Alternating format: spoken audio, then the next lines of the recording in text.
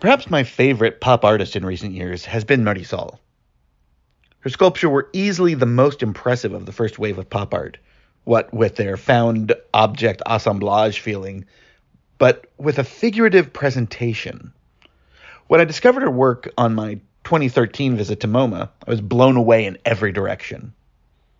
Love is her most impressive work when it comes to expressing pop art as a movement, and particularly the idea that the makers of modern culture and mass media are making art objects, or at least objects that can be easily turned into art.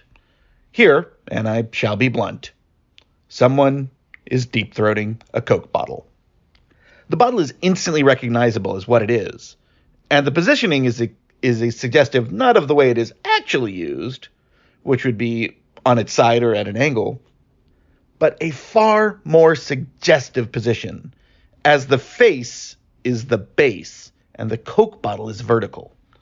One thing I've never confirmed, but I think is true, is that is the stuff in the bottle an actual Coke?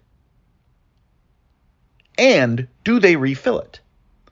Because an early slide of the work I saw shows the bottle way more full than it appeared in 2013. And I think it looks even more full when I was there this year.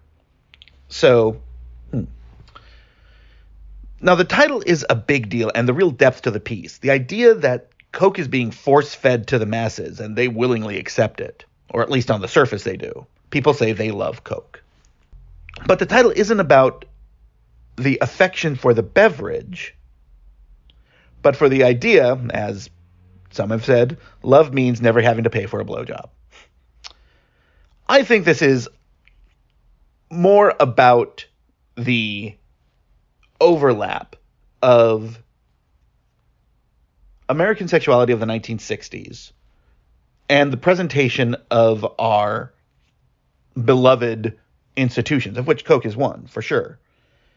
And you have to remember, this is happening at the same time as the, Warhols and Rauschenberg and Lichtensteins were really gaining prominence. Marisol was right up there with them. I think there's a lot here, and for me, it's just a beautiful piece of sculpture.